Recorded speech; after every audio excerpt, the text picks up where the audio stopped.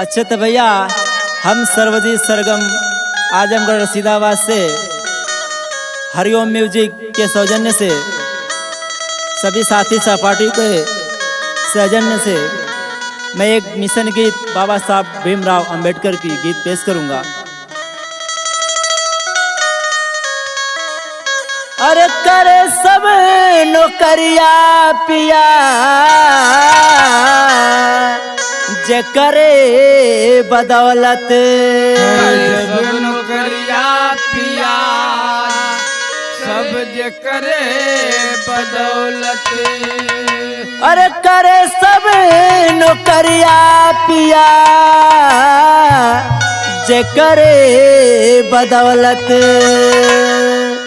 आ जमाना मोर सैया तू कहाँ नवाना, पूजा भीम जी के लिख संविधान वाना। पूजा भीम जी के लिखल संविधानवा, पूजा भीम जी के लिखल संविधानवा हो संविधानवा हो संविधानवा। पूजा भीम जी के लिखल संविधानवा, पूजा भीम जी के लिखल संविधानवा।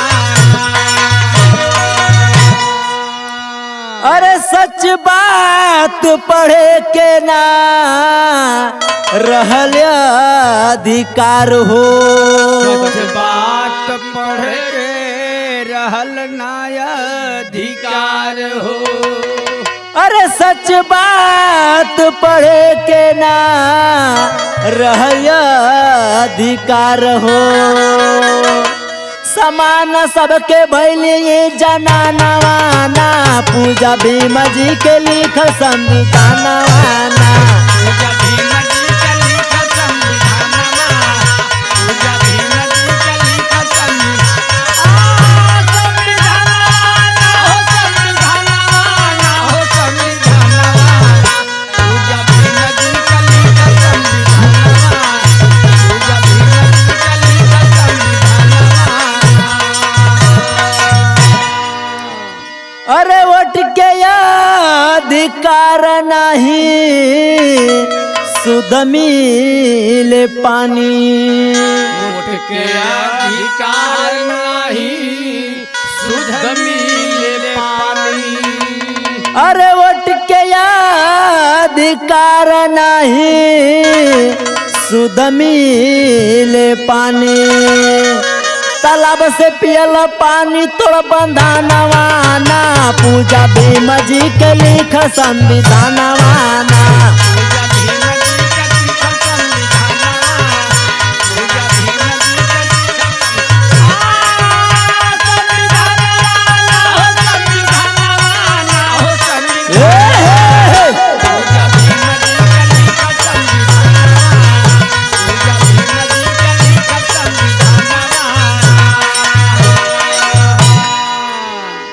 अरे एक बार होते अगर उनकर अवतार हो, एक बार होता अगर उनकर अवतार हो।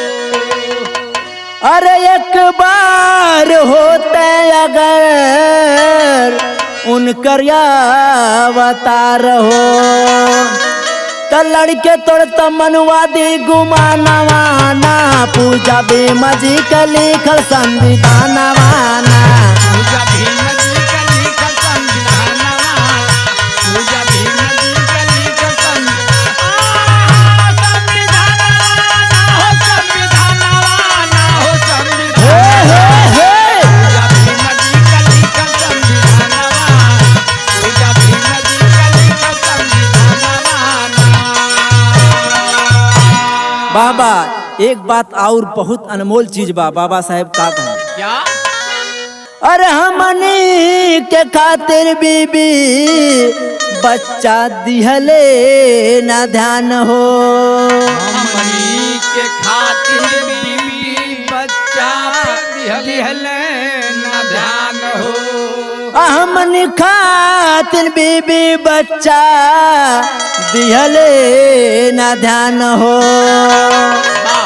उनकरी भुलाई नायसा नवाना पूजा भीम जी का लिख संविधानवाना पूजा भीम